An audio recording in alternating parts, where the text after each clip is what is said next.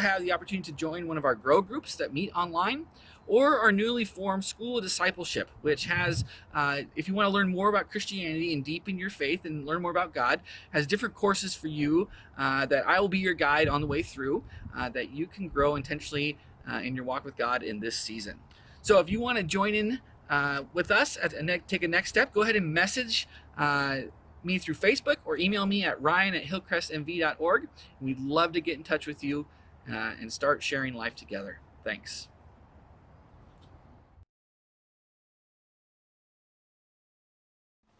Good morning, church. Good morning, church. Welcome to worship this morning. We're glad that you're here. Let's have a great morning of worshiping the Lord together and singing our songs and praying and studying the Word together. We're glad that you're here this morning. You want to do announcements?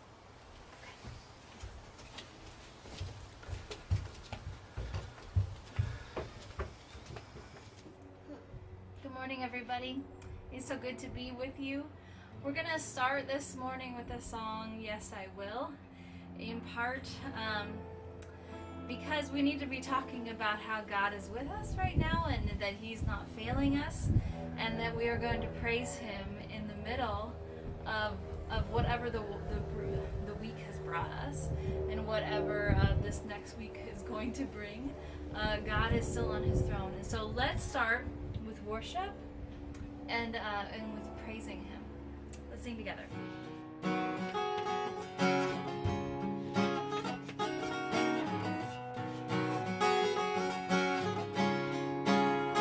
I count on one thing, the same God that never fails will not fail me now.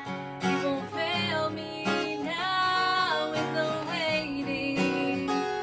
The same God who's never late is working all things out, working all things out.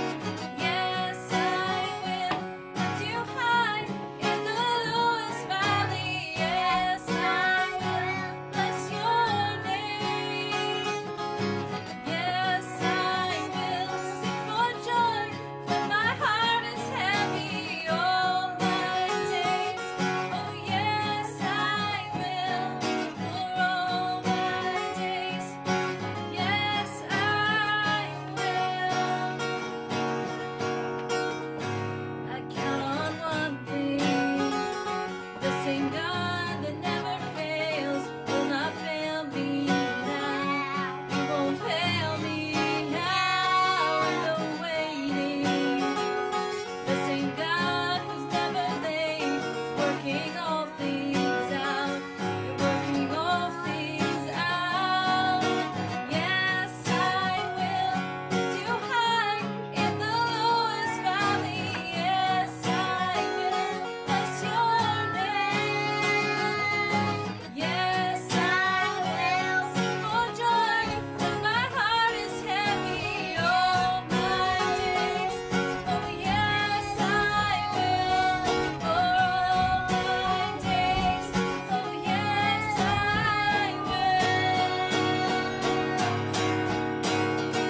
And I choose to praise, to glorify the name of all names.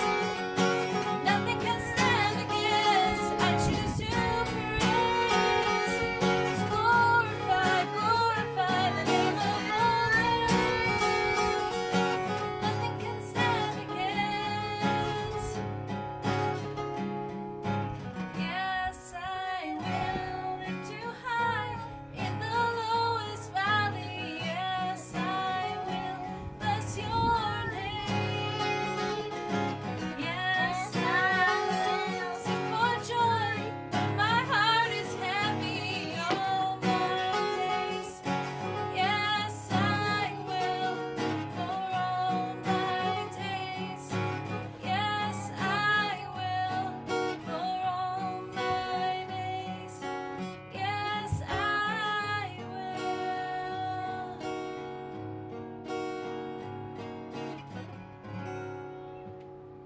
You know, I had some days this week where I would say that I I tried to sing for joy when my heart was heavy. I had some heavy heart days this week. I wonder if you have too. I'm imagining you have too. And in those moments with Jesus this week, it wasn't always singing for joy. And sometimes what I was doing, I gotta have that down, kiddo. And sometimes what I was doing was being honest with God and telling him that I'm really heartbroken, or I'm really struggling this week, or really struggling today. Because there were some hard things that happened to family and to friends this week. And we just had some hard days.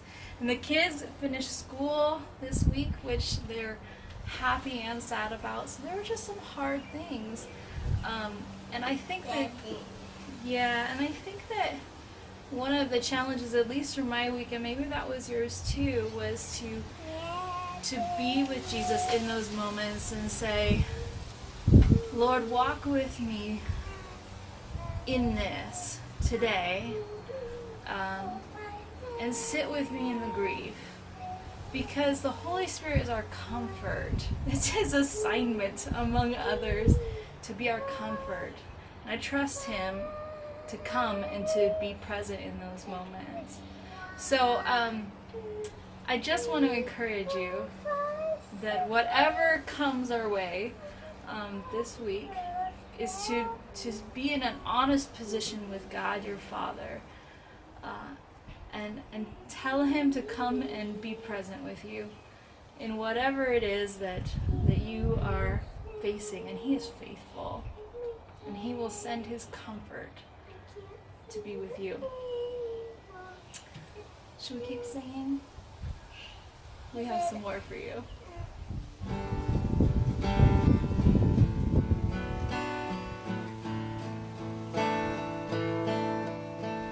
You get life, you are love, you bring light to the darkness, you give hope, you restore every heart that is broken. Great are you, Lord.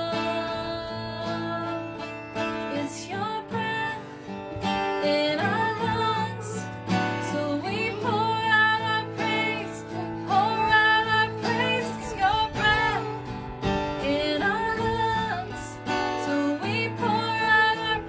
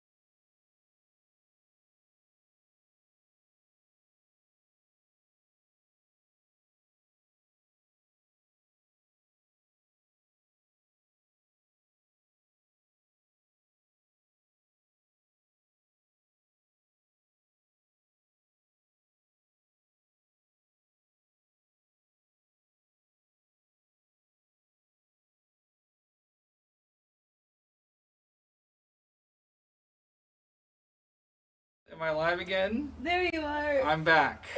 Are you still with us? I hope so. We're good.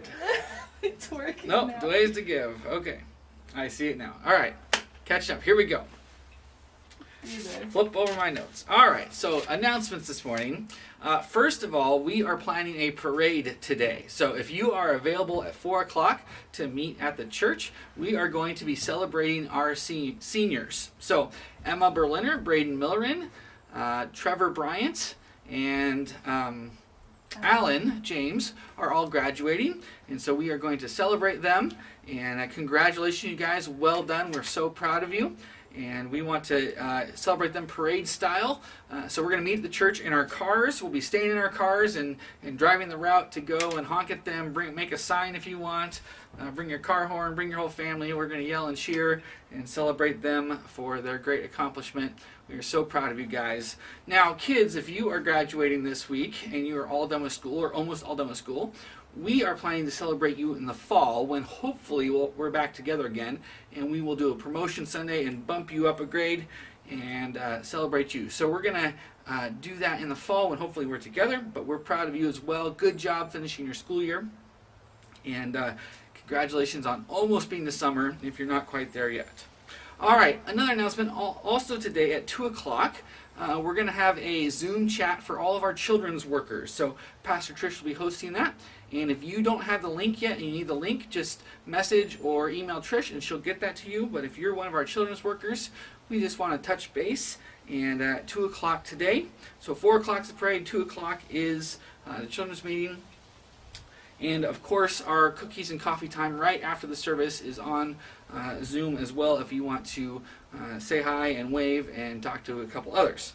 All right, one final thing is our kids bags are going out this week. So if you got kids bags previous month, then they're coming to you. And so our kids activities for next month will be ready for pre-K through elementary. Now, if you didn't get a bag or you've got somebody in your life you want to get a bag to, we can make more. So if you have kids maybe that you want to invite to be part of our church or our kids' times this summer, this is a great way to do that, or grandkids, or whoever's around you in your life, neighbor kids, school kids, kids everywhere. We can make them an activity bag to join in with our children's moments. All right, our sermon this morning. If you want to turn to the book of 1 Kings, chapter 19, we are going to look at the story of the prophet Elijah. Now, Elijah, if you know at all the story of Elijah, this chapter 19 comes as a surprise because in 1 Kings chapter 17 and 18, Elijah, who is one among God's prophets in Israel and one of the kind of the lead prophet in Israel, Elijah is a legit hero of the faith. He's larger than life, really. He's faithful, he's confident, he's authoritative.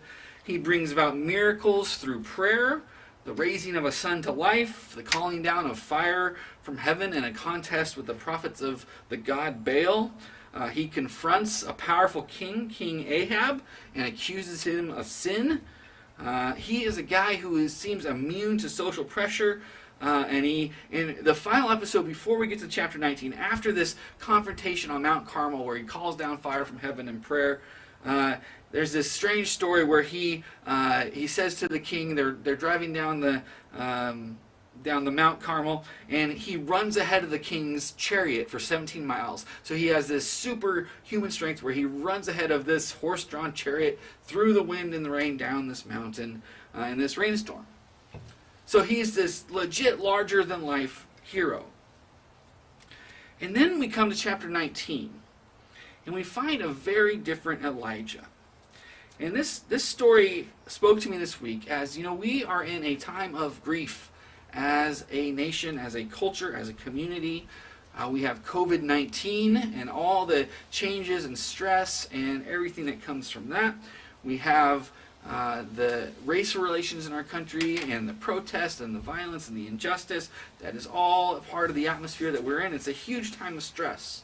And then on top of that, that's kind of the underlying layer. That's what's going on in our environment. Then we have our own things in our lives that we're grieving this week, or for our friends' lives that we are grieving. And then we also have our personal challenges, which normally just, our personal challenges are enough for us. But these stack one upon each other, and it can be overwhelming. I don't know about you, but in my life and around me and my friends that I talk to and people I ministered to this week, and there is a sense of overwhelming going on. And so we come to 1 Kings chapter 19, where we find that Elijah is overwhelmed. We find a very different Elijah than this confident, authoritative kind of guy. So, as we read this passage together, I want to invite you to comment. And I want you to just notice as we read, how would you describe Elijah's state? His state of mind, his emotions, his, what do you notice about what the Bible says about him, how he's doing in this time? And so as I read, just feel free, I know there's a little bit of a lag, but feel free to comment on things that jump out to you, different little parts of verses or words, or how you would summarize what you hear about how Elijah is doing and feeling. And it is getting windy. You're in a windstorm. Here we are in a windstorm. This actually, that's apropos for the story this morning. Oh boy, here we go. All right, so 1 Kings 19, it starts like this. Now Ahab told Jezebel, who's the queen, everything Elijah had done and how he had killed all the prophets with the sword. So that's coming out off this big confrontation. So Jezebel sent a messenger to Elijah to say, may the gods deal with me, be it ever so severely, if by this time tomorrow I do not make your life like that of one of them. And she's talking about the prophets that he killed in this confrontation. So the queen says, I'm going to kill you, basically. Verse 3. Elijah was afraid and ran for his life. When he came to Beersheba in Judah, he left his servant there, while he himself went a day's journey into the wilderness. He came to a broom bush, sat down under it, and prayed that he might die. I've had enough, Lord, he said. Take my life. I am no better than my ancestors. Then he lay down under the bush and fell asleep. All at once an angel touched him and said, get up and eat. He looked around, and there by his head was some bread baked over hot coals and a jar of water. He ate and drank and then lay down again.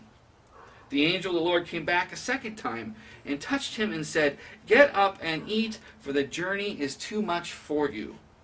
So he got up and ate and drank. Strengthened by that food, he traveled 40 days and 40 nights until he reached Oreb, the mountain of God. Then he went into a cave and spent the night. And the word of the Lord came to him. What are you doing here, Elijah?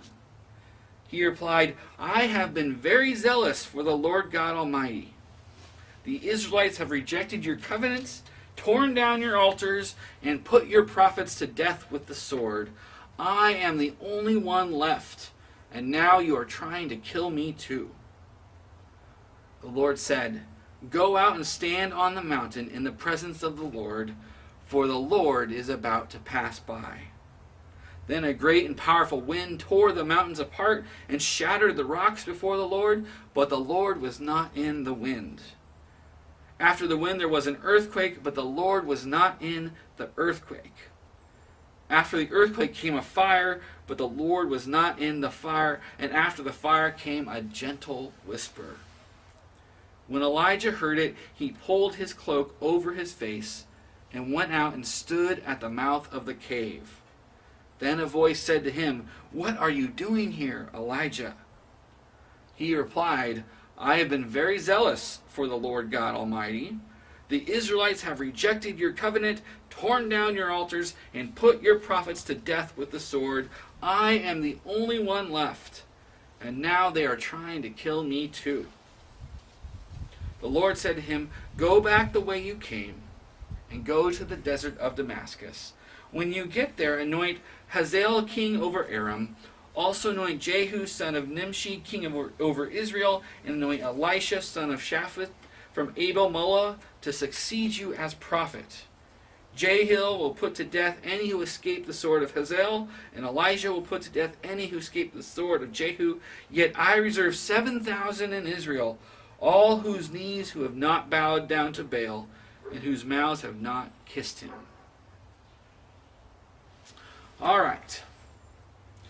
So, as we read that passage, what did you observe? What did you see as we read this together? How would you describe Elijah's condition? What does he do? What do you see in him in this time of clearly what is exhaustion after one of the greatest triumphs in the Bible, really calling down fire from heaven in prayer is a very miraculous, impressive thing, especially when you're being jeered at by all your enemies, a huge crowd.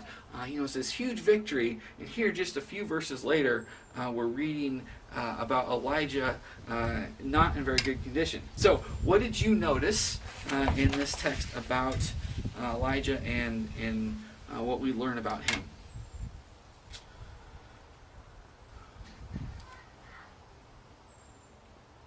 I'll give you just a minute to catch up here. How would you describe Elijah's condition is the question. He's alone and discouraged. Yeah, that's great, Josh. Thanks. That he's alone. So one of his statements is, "I am the only one left." Right? He complains to God. He's complaining. He says, "I'm alone." He says, "I'm the only faithful one left. Everybody else is gone, or has bent the knee to Baal, or has been killed." Which, of course, we know is not true. Right? So just a few verses later, we read that God has preserved these 7,000 faithful ones. And so he feels alone. He's discouraged. So it's interesting, right? When he's alone, is he also has distorted reality, right? So what is true is not what he feels, and what he feels is shaping his perspective, right? That he feels alone. There's nobody left, which this is his complaint to God, which is not true. So he's taking his feelings and kind of projecting that reality on his situation, which is not true. All right, other ways that Elijah, that you notice about Elijah. Do you see any more on the stream there? I'm seeing, I think it's Abby. He said done. Done. Yeah, I see a couple there. Oh, he's done. I think that's what that means. Yeah, he's done in ministries. Lord, take my life, right? We might call that suicidal. But he's just completely ready to quit everything, throw in the towel, just be done with everything that's going. And he doesn't have any energy left. He can't deal with it. Absolutely. What else do you see about what Elijah's described as? Here's one of the things that I noticed with him that's interesting, right? He says to God in his complaint, look, he blames everybody else. He says, look what the Israelites have done. And he's got this list of what everybody else has done that has led him to this situation. It's everybody else's fault, right? And so he blames others and their unfaithfulness. Nobody's doing what I want them to do, or responding how I think they should respond, right? In his doneness, in his exhaustion, he blames everybody else. He also he begins, though, not by blaming everybody else, but by pointing out to God how righteous he is. I have been very zealous for the Lord my God, right? That I've done all the right thing, not like everybody else. That's what he focused on, right? Here I've done everything right, and yet here I am, tired, exhausted. I'm done. I don't have anything left. He feels alone. He's blaming everybody else, and he's fearful. He's intimidated. He's suicidal. He's self-doubting, and yet strangely self-righteous at the same time. So next question then. Here's a guy who is on full-on kind of burnout, right? Life is just too overwhelming. And you think about the stresses that have led up to this point in his life. I mean, they've been positive, they've been negative. He's had huge victories and success, and yet he's still exhausted. How does the Lord meet him in his exhaustion? What does the Lord do for Elijah? What does the Lord do for us in our exhaustion? So what do you notice that the Lord is doing in the midst of this? I'll pause just a minute while you catch up with that. What does the Lord do for Elijah in his exhaustion?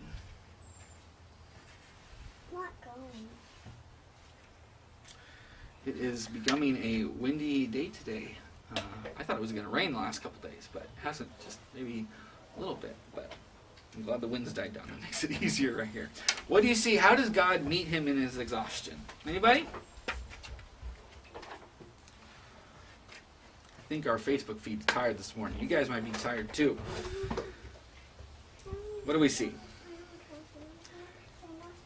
He gives him partners. Yeah, so this is really interesting, right? So what God does as he listens to Elijah's complaint, right? He puts in place a succession plan.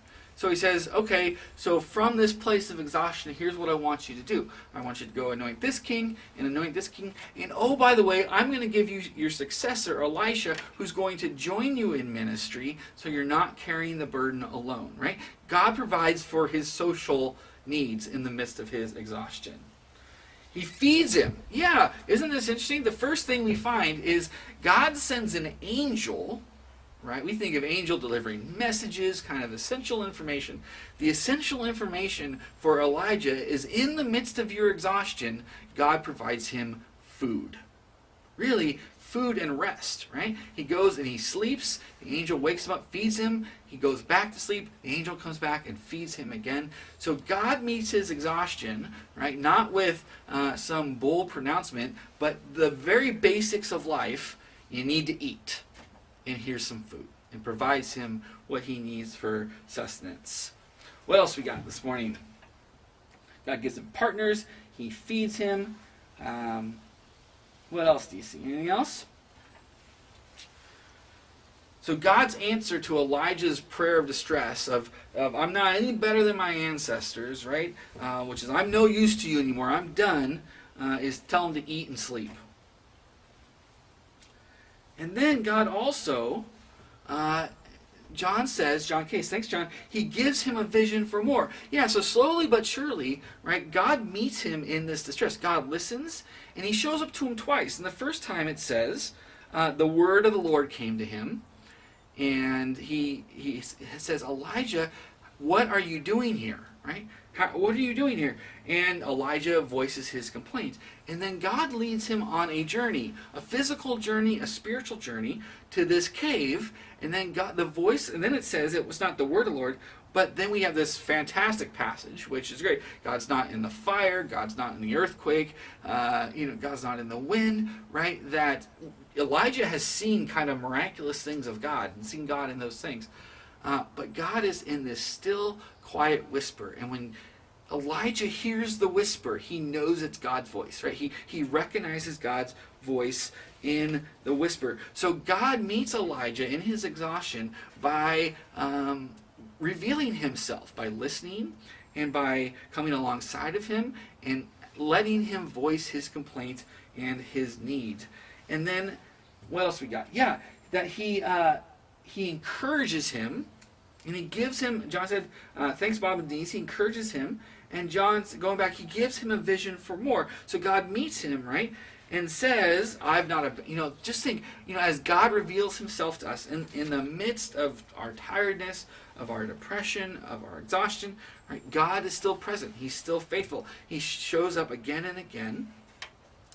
And God, and what he does is after Elijah has slept and he's eaten and he's pursued God, he's had times of prayer, God has nurtured his soul and his person, and kind of laid out, here's your plan for going back to Midian. He encourages him to go on his way. And he says, you are not alone on the journey. Think about this.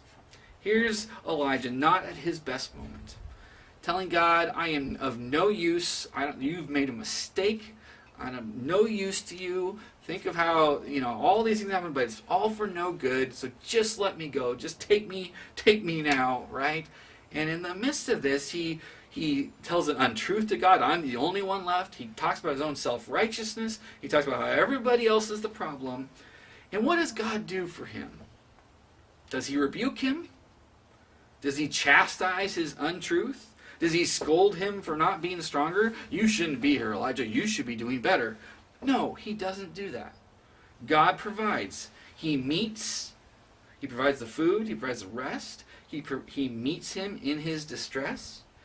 And God challenges his perspective, right? Not in a sharp kind of way, like a do better kind of way, but he says, Elijah, you're not alone in this. It's not all on you, right? And God says, I have preserved this 7,000. I have made provision for partners in your calling and partners in your life in succession for whatever mission I have for you. I am the one that have done these things. And he's provided for a way for him to get back into ministry, and he meets him in his need. God does not simply let Elijah go because he is burnt out and depressed. All right, let me check. Anything else? All right, so Trish and I stumbled on a TV show this last week. It's called Alone. And we ended up starting with season 6, kind of unbeknownst to ourselves. But Alone, in the premise of this show, is these 10 contestants. They get dropped in the middle of the wilderness with 10 items. And there's $500,000 on the line to see who can survive all alone with only these 10 items that they get to choose, who can survive the longest. And it's really interesting. We finished season 6, and it's really interesting to see who makes it to the end. So the best contestants, the ones that go longest, are the ones who say, you know, I'm not just here for a time, but I'm not just here to survive the next however amount of time. But the best contestants are the ones who say, you know what, I'm going to flourish here. Right? This is my reality for the days ahead, and I'm not just going to survive and barely make it and hold on, but I am going to flourish here. And there's this one gal who was my favorite contestant, right? So she's like started crafting and singing songs. She's starving at the time, but she's basically making a new civilization in this barren wasteland of aloneness. She fully embraces the new normal. And so you kind of see this as the show goes. The ones that decided, you know, I'm going to embrace what this is hard. It's extremely challenging, but I'm going to embrace it and live in the midst of it. Now, the ones who don't do very well are the ones who continue to think about what they've given up and what they don't have anymore. They're not focused on making the best of their circumstances. They're just counting the days until it's over, till they can see their families again, till they can be warm again. They're focused on what everybody else is doing, so they're thinking, well, I just have to outlast this person, or they're very self-focused, and they're very focused on their loss. Now, I know it's a self-produced TV, or it's a produced TV show, but you can almost tell when a person's thoughts shift from making the best of this moment to missing what they don't have anymore. You can tell that their best days of survival are behind them. Like, it's almost like a switch flips, and you think, oh, this is the beginning of their end of their time on this show alone, because they're not focused on the opportunities in the day ahead of them, but they're focused on what they've lost and just how long they have to make it, instead of deciding life is new now and it's going to be good. So Trish and I started watching season 6. And without even knowing it, we just started watching the show. We just assumed it was the first season, but it wasn't. It was the 6th season. So we finished season 6 and decided to watch season 1. And here's what was interesting. It was evident in watching season 6 that the contestants on that season had watched previous seasons and learned a whole lot. That they knew things that were coming. They knew what to expect. They were prepared.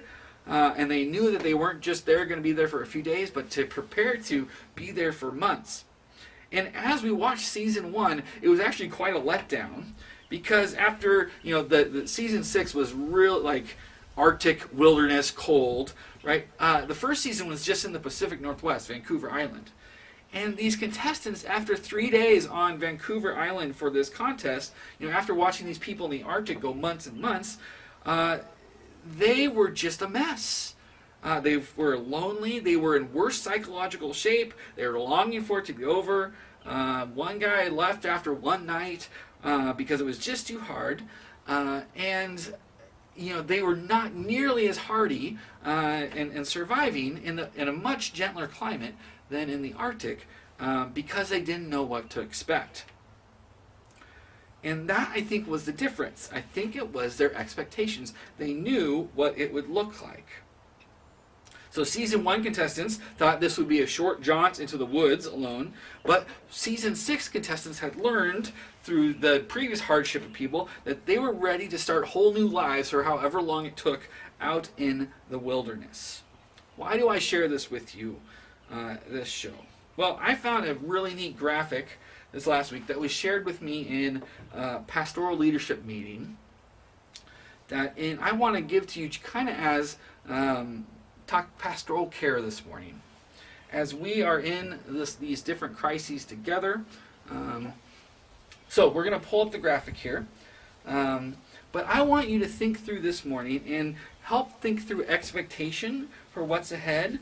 And I think it's helpful to prepare us for what's going on. It's gonna come. It's coming. It's just we're having hard. It's just thinking about it. We're having unforeseen technical difficulties close it and this start morning. it again. All right.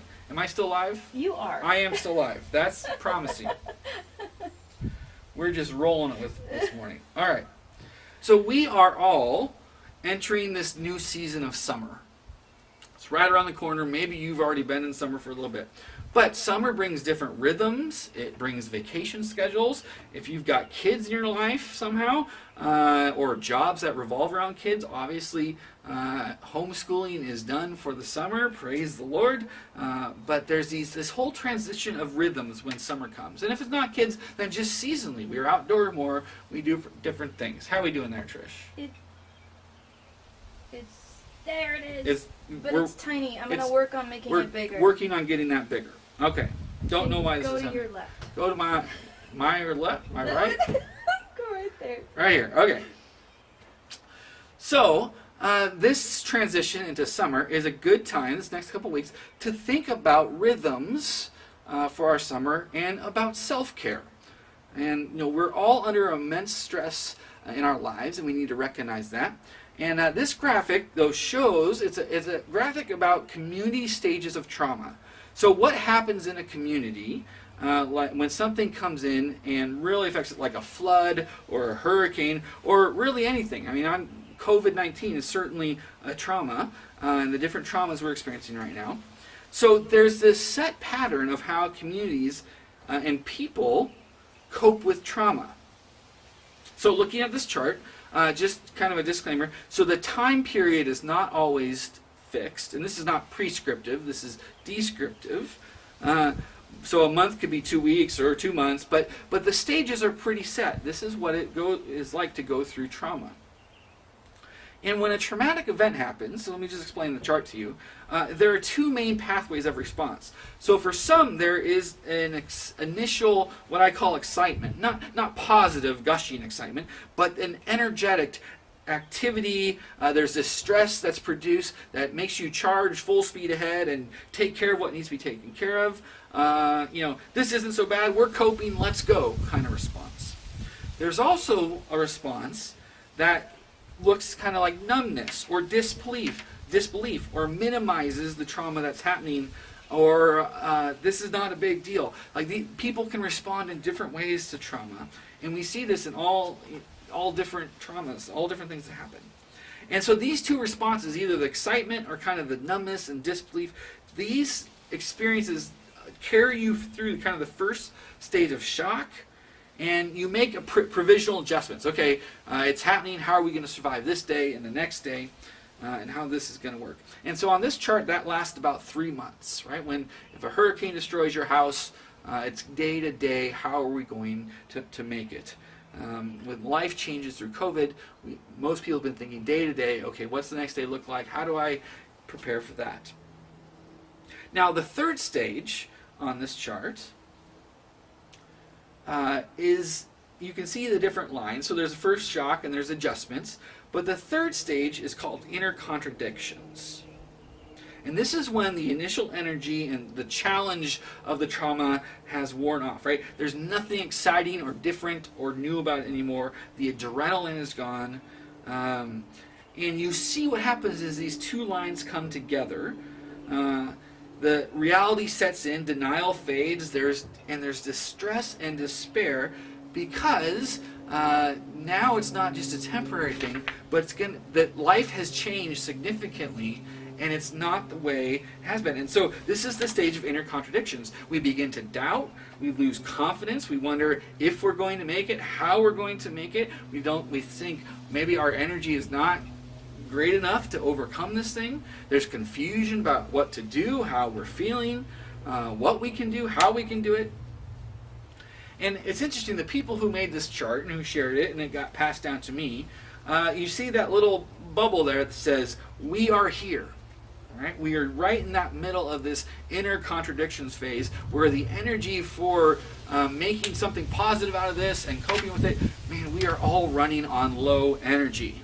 And of course, like, this is not prescriptive, but if this doesn't fit you, great.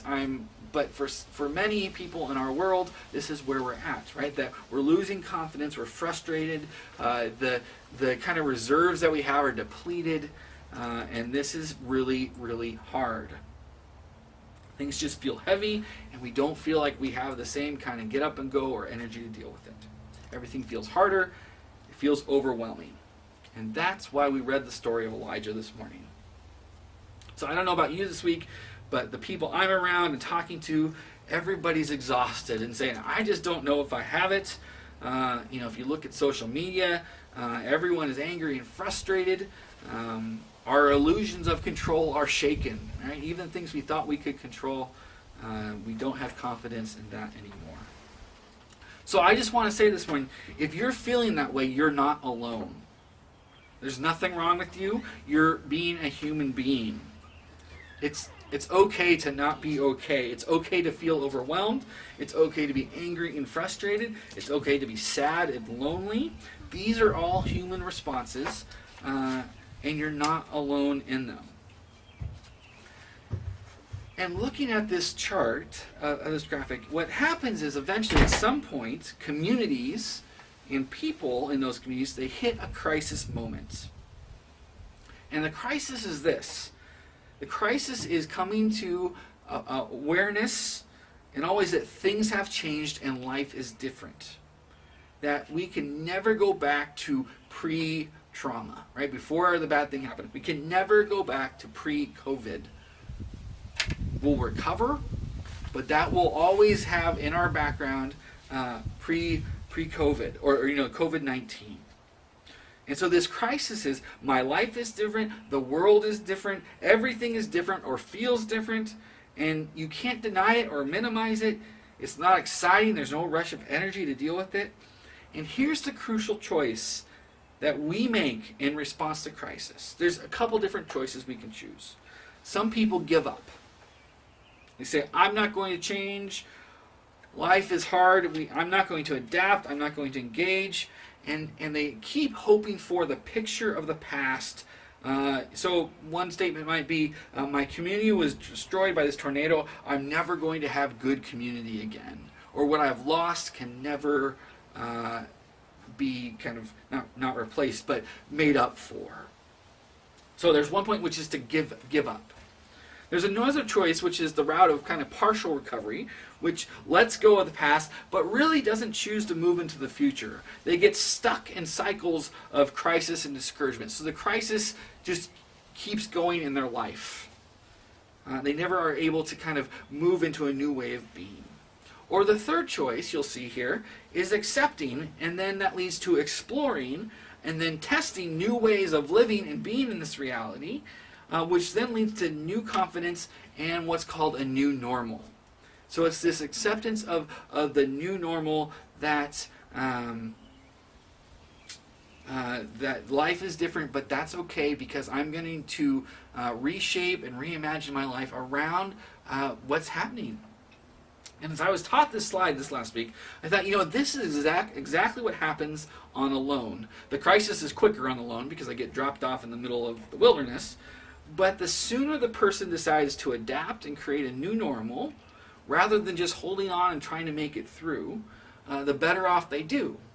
That they decide, okay, I'm going to not just survive in this wilderness, but I'm going to do what I can to thrive and to be sustainable, to do my best. Why am I sharing this with you? Well, first of all, this week, I want you to recognize where you're at emotionally and practice really strong self-care. Practice really strong self-care. It's okay to take care of yourself. It's like when you're on an airplane and they say, in case of an emergency, put the mask on yourself first and then help those around you who may need assistance. This is a time where we need to think about and be intentional and give ourselves permission to take care of ourselves mentally, emotionally, physically, all those things. So that's first. Recognize the priority of self-care right now. The second thing is I want you to think about your values and who you are, what you enjoy, and how are you going to live out those things in this new normal. I don't know what summer looks like. I don't know, we don't know a couple days from now, much less weeks from now, but that's the new normal, right? Is that we are at the whims of COVID-19 and everything that comes from the authorities that be. We don't get to control that, but we do get to control how we live in the midst of that. How do I live my life for Jesus? How do I steward my time, my resources, my spiritual life? What does that look like in the midst of this world which is new and threatening and is now going to be normal for us? And instead of looking behind us, we need to start looking forward. Okay, how am I going to adapt? How am I going to do things that I enjoy? What the values that I have, the relationships that I steward? How am I going to put those things into my life during this time of uncertainty? What rhythms of self-care will help me most be alive and healthy for this next season, which looks different, which is not normal, but now is our normal. So thinking about Elijah, when he was in crisis, how did the Lord minister to him? He told him to eat. He slept. God provided new ways to socialize and remind him that even though he felt alone and he was alone in that moment, he was not alone. There are people around him and in his life and in his community that were with him and on his side and on his team. God met him in prayer, right? There's these different appearances of the Lord to him that as he let out his complaint to God, God met him in the midst of that and brought him to a new place. And then the fifth one, and times do what they are, but Elijah's physically active, right? God takes him on a journey. There's this stewardship of our bodies that we're called to. So eat, sleep, pray, be physically active, and socialize. These are the rhythms of any healthy life, right? I mean, I could be any good doctor or therapist right now prescribing this to you because we're all human. Even Elijah was human. God made us all this way. And so part of our spiritual care for ourselves, of being disciples of Jesus, are taking care of our humanness in this very basic way. How do you eat? How do you sleep? What are your rhythms of not being alone, of socializing with people? How do you pray? Are you being physically active and taking care of your body? I found this proverb this week that I want to leave you with. Proverbs 4, verses 23 through 25. It says this: "Guard your heart above all else, for it determines the course of your life. Avoid all perverse talk, stay away from corrupt speech. Look straight ahead and fix your eyes on what lies before you." So there's these three verbs, right? Guard, avoid, and look. Guard your heart, for it determines the course of your life. Well, that's what we're talking about. Guarding, right? You're taking care of yourself. You're eating, you're sleeping, you're socializing, your prayer, your exercise. Guard your heart. Guard your core in this time of challenge, for it determines the course of your life. Avoid perverse talk or corrupt speech. It's hard to be on social media right now without making enemies. We are so divided, right? Social media in our culture right now, all it wants to do is divide us. To say that if you're not thinking like this side or this side, and I learned a new term this week. It's called the silent majority. And it basically says that 70% of people in our culture have nuanced views about things. Think about that. You might have nuanced views about what's going on in our world, or somebody else might have nuanced views, and they don't automatically assume this or assume this. So we don't fit into any one platform or camp or party or views. We are in this culture right now where I think the anger and the resentment and the frustration, right? There's this word for our culture, which is the canceling culture. So if we don't agree with somebody different than us, we cancel them, like we shame people out of our lives. And that's not Jesus, right? Jesus is not threatened by disagreement. We don't need to make enemies of people we disagree with. You don't need to think the worst of people just because they disagree with you. And yet, if you pay attention to the media and what's going on, right, from all sides, it's this side's not good, we're the self-righteous ones. Sounds a lot like Elijah in the midst of his prayer of everybody else has done this, but I'm the self-righteous one. That's the environment we're in. And, you know, Christians have a long time talked about avoiding worldly things. And I'm telling you right now, the worldly attitude that we need to avoid is this demonizing of other people, because it just makes us feel alone. And the reality is that we can choose to think the best of people, we can have reasoned conversations, and we can learn and grow, even if we see things differently. Not everybody has bad intentions that we disagree with. And if we're not careful, we create this echo chamber in our life where we only hear our own voice saying, I'm the righteous one and everybody else is bad. But the reality is, and Jesus teaches, that other people are not threats to us. We are to have compassion on the strangers around us, those that are different than us. But it's hard because we're all burned out.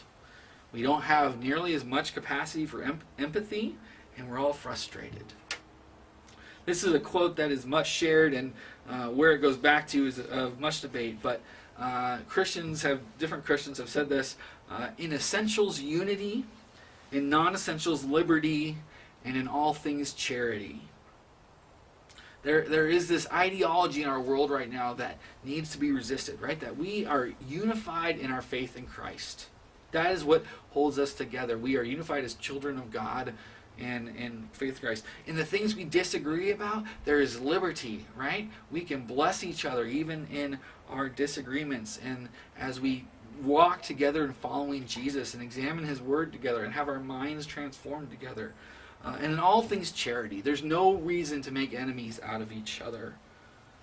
We're all nuanced in some ways, and we don't want people assuming the worst of us, so we shouldn't assume the worst of others. Guard your heart. Avoid all perverse talk. Look straight ahead. Look what goes ahead of you. Look where your path leads. And that's what I want you to think about. Okay, where do the rhythms that I'm putting in my life, where am I thinking about this summer, in this time of transition, where does this lead? What do I want my life to look like a month from now, 2 months from now? What are my values? What does my faith teach me about what's important? And how am I going to make those a plan and part of my life in this new normal? What spiritual rhythms am I going to take up?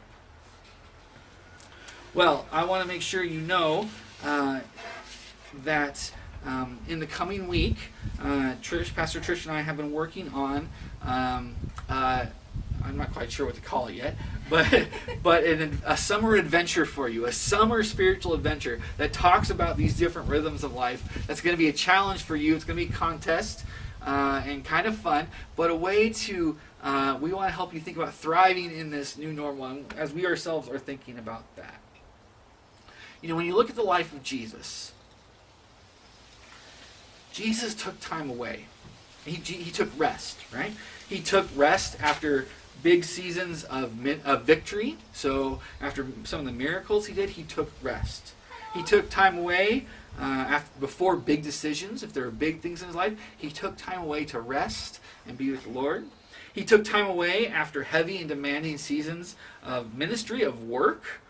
He took rest when he was tired of people. It's kind of funny to think about, right? That Jesus sometimes got tired of being around people. He took time away before big, intimidating tasks. In the Garden of Gethsemane, he went to be alone. So guard yourself. Look after yourself. Plan your steps. Avoid the the venom that can get, and the poison that can get in our minds. But Jesus took time away. Elijah, God met him in his discouragement and need. He didn't shame him. He didn't say, do better. No, he met him and provided for Elijah. And God will meet you and provide for you. I love you. We love you. We miss you. If you didn't hear the announcement earlier, we do have our parade at 4 o'clock this afternoon for our graduates. We'll be meeting at the church as a way to celebrate together.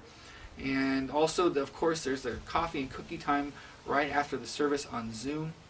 But let the Lord be with you and guide you, and let's continue in worship together. Amen.